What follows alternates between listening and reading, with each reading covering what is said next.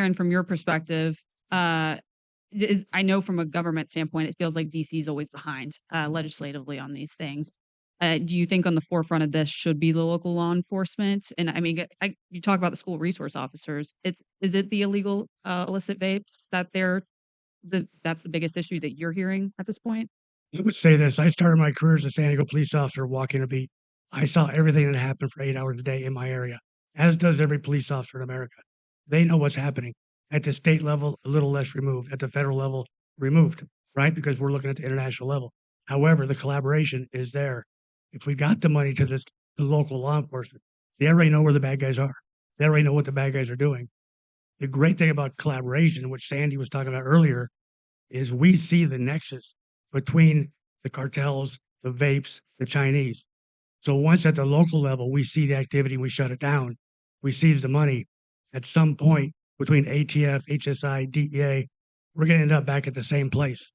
I used to launder money undercover at DEA. My mom said, "What are you going to do with a finance degree speaking Spanish working at DEA?" Turned out I was going to launder money. So that worked out great. Didn't know that wasn't the plan. But what we found when we laundered money was the bad guys told us where to send the money. We sent it through our banks to their bank. When it got to their bank, we saw the money. We saw where it came from, how it got there, why it got there. That tells us HSI, ATF, FBI, DEA, we're all working the same target from a different perspective, but at some point, we're going to get to the same place. So let's do that collaboration. Let's start at the local level where the cops know what the problem is. This case in Oakland is such a great example.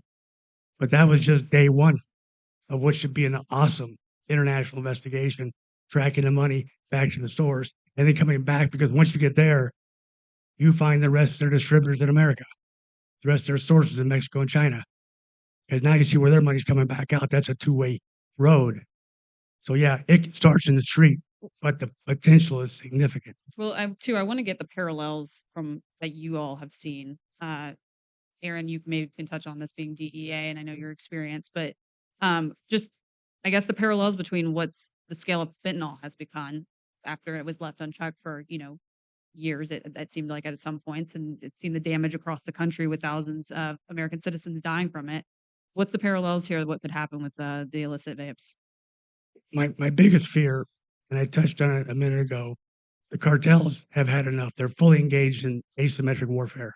Their goal is disrupt America as we know it.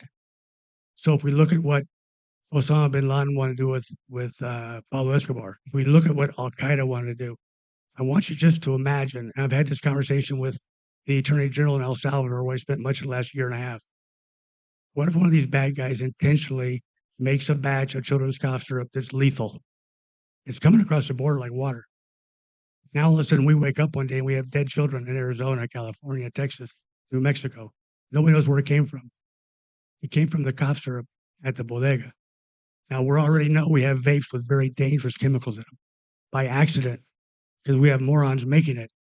Their goal is not to poison people, but what if that goal changes? That is the definition of asymmetric warfare. So now you got China and Mexico saying we've had enough of America with their foot in our throat. Same with Venezuela. Same with a number of other countries right now, El Salvador in particular. You only have to make one batch of illicit vapes that are deadly on the first puff. And now they're in storefronts all across America. And we failed to act when people told us that was a problem. That's a problem. If we have $200 million sitting there not being used, somebody better pull the trigger and put the money out there, because that's where we start to be successful. Failure to act is a really dangerous. This is the thing that keeps me up at night. I wake up one morning and see the headline, and there's dead people all across America, and it's from something we should have anticipated.